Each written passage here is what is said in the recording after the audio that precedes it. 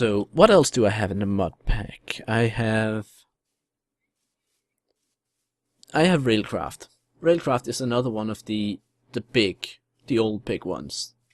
Like the one that seems to be in every single pack. It's one of the oldest mods. It's also one of the potentially most interesting one. Like it has a lot of stuff that it does.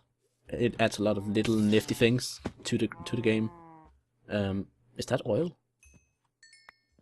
It looks like... No? It's a stone of sorts. Can I even break it with stone tools? I don't think so. Hold on. Black granite cobblestone. Ooh, that's interesting. Black granite. That could make for a very, very nice building material. I think that's added by InventoryTweaks actually. I've seen red granite in my test runs, but I've never seen the black stuff before. So that's really interesting. Actually, I like that. I enjoy that. It's cool that it has some different rock types as well. Again, a little tribute back to my Thaumcraft series that I really enjoy with the rock types. What is this? Is this a jungle? Tropical shrubland. It's very pretty. Very pretty. And another very green thing over here. As you can see, I think I am in a very, very wet area right now. Like it's warm and it's wet. Is this a magic forest? Nope, it's a rainforest.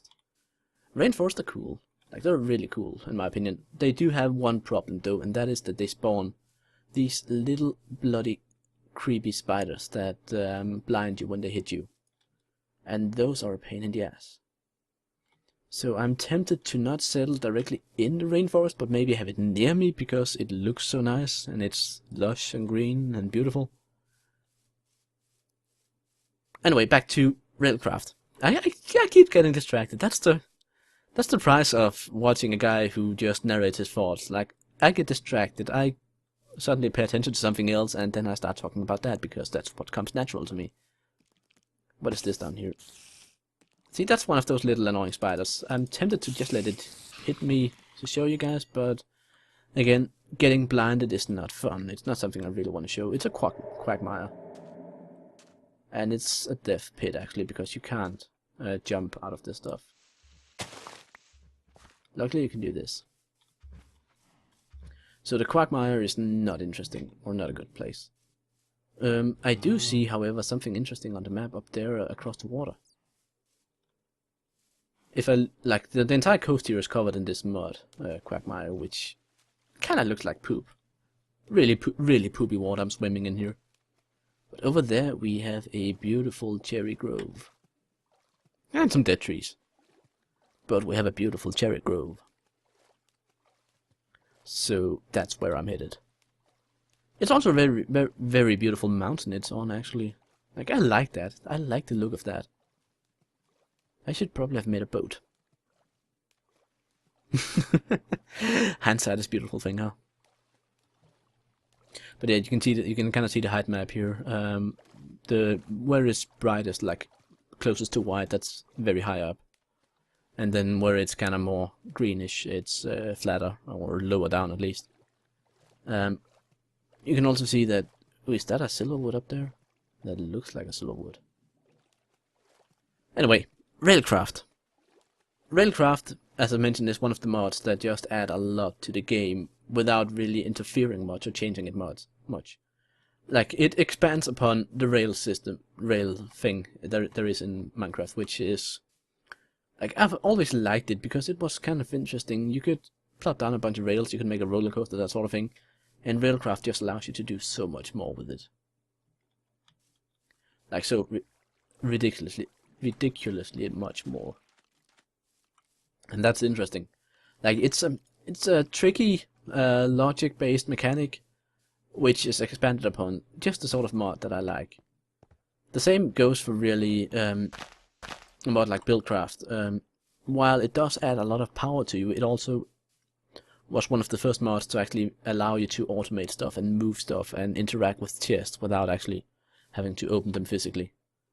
And that leads to a bunch of different interesting gameplay, because instead of adding tediousness to the game by adding more stuff that you have to do all the time, you can unload some tediousness onto the pipes and then not have the gameplay itself, but rather bring you to a point where you can focus on doing what is fun to you, rather than focusing on the menial tasks that are required just to kind of keep you in the game or keep whatever you happen to be doing going. Now, I really like this area I'm in right now. It's kind of non-flat. That's probably the hardest thing about it, that it's so very much uneven, like it's a mountain. But it is also really pretty. It's a place where there are no special extra mobs to defeat, like with the rainforest. But it's also a place that's a pain in the ass to get to and from.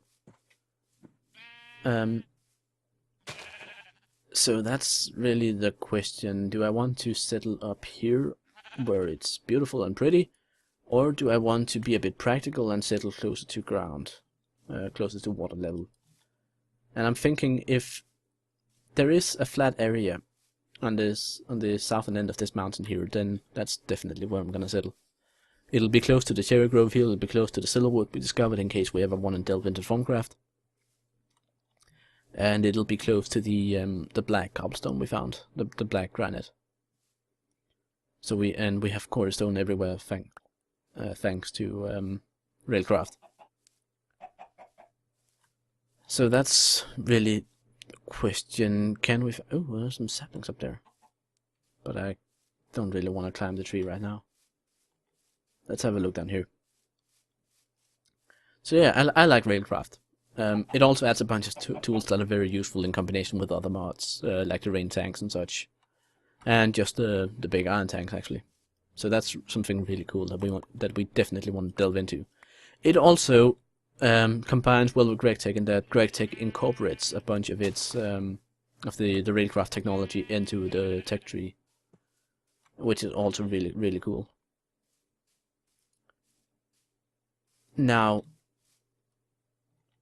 the next mod, I've mentioned Railcraft, I mentioned BuildCraft. BuildCraft kinda, everyone knows BuildCraft by now. Ooh, there's a rubber tree here. Oh, rubber tree. I kinda wanna don't go too far from that, or maybe I should just see if I can get a sapling from it and then move on. I don't know how common rubber trees they are with the whole ATG and Biomes O Plenty stuff, so if I could get a sapling from this thing, then it would be brilliant. And while I'm trying that, we can talk about the next mod on the list. Forestry. Forestry is an add-on to BuildCraft, but it's also a mod that's very much stands alone, in that the content it provides is so unique and so patience demanding that a lot of people never really delve into it. A bit like Railcraft, really. It's a mod that everyone knows about, but not a lot of people know how to play because it's a bit complicated.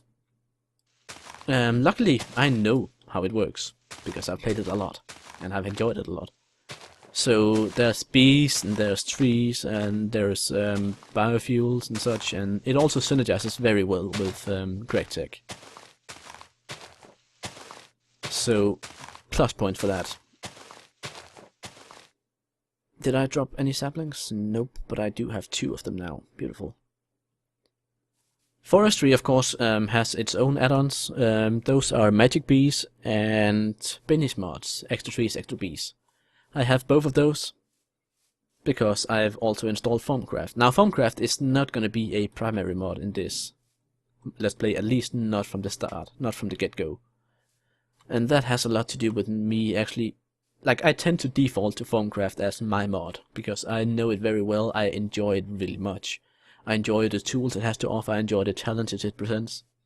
So, for that reason, I kind of wanted it in the pack, in case, for some reason, GregTech fails to deliver in terms of entertainment or keeping me interested. But I also really want to not focus on it for once, because it is my go-to mod. It is one I tend to focus on a lot and return to, as you can see on the hashtags channel. So it's a bit of a mixed blessing, really. Like, I wanted this to be a tech playthrough, and that's all well and good. But I also wanted the alternative in case the tech somehow fails. And that's what Thaumcraft represents.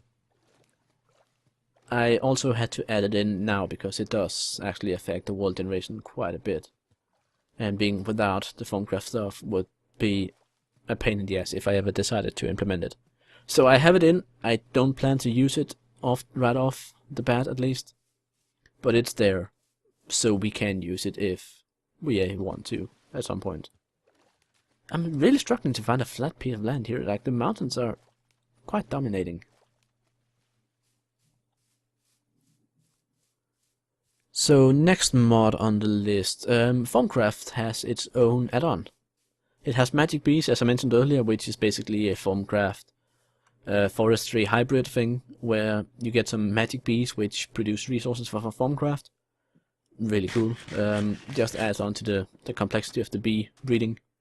Makes some things a bit easier, gives you some tools that you can use for the greater good, or whatever you want to call it. So that's fun and clever. Ooh, a little Thaumcraft note there.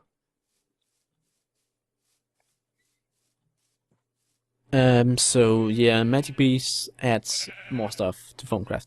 The same goes for a mod called Thaumic Tinkerer. Now, Thaumic Tinkerer is basically just an expansion to the Thaumcraft research system, which adds in a bunch of extra stuff that you can invent and use.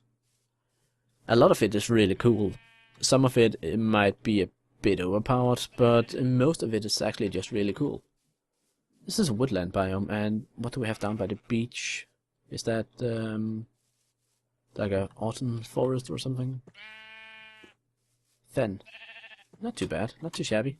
It's also rather flat here, and it's close to all the stuff that we mentioned, like the mountain with the cherry trees just straight north of here, and all the little or all the black cobblestone is right over there, and it's decently flat, so we actually have a lot of space to work on. I think we're gonna settle right here. It's also very easy to find that we have easy access to the water. We can make a little docks. It's all nice. It's good. Yeah, here it is. We're gonna settle here. So Thaumic Tinkerer adds a bunch of stuff. I think even some of the stuff from Thaumic Tinkerer actually got added to the official Thaumcraft. I'm not quite sure about that. Don't quote me on it.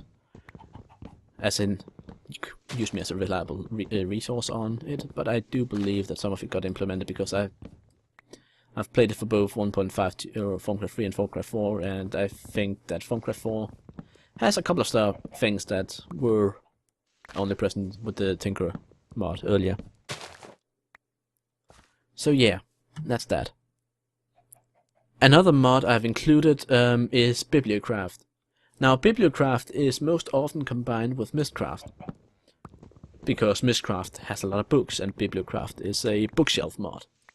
But I don't have Mistcraft here, mainly because I want to expand over this world. I want to make this world mine. I don't care about other worlds as much, especially because Mistcraft allows for a lot of... I wouldn't call it decidedly cheating, but at least it's approaching cheat-doodling with when combined with other mods, because it just allows you to create infinite pools of oil or other resources or that sort of thing. Like very exploitable worlds that don't force you to actually deal with what life gives you. That chicken is going on my nerves because I keep thinking there's footsteps from mobs, and it's just the chicken clicking about. And there goes my axe. So I have Bibliocraft mainly because it adds some decorative options, like a couple of beautiful lamps and such. So it's mainly just for the decoration and for the being able to make sort of a place feel sort of roomy or homey.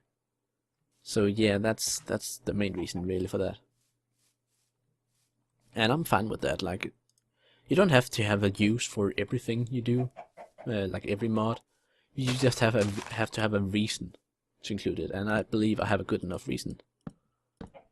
So I'm gonna just build a little house here. Let's see if I want to face it out.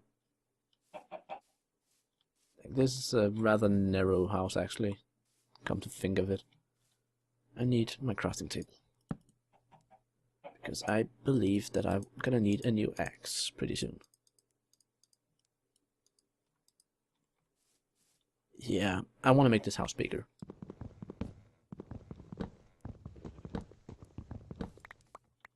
Alright, so let's make the outline first of all. I want to keep this one intact, because then we have the entry facing out toward that creeper, who I'm gonna have to deal with.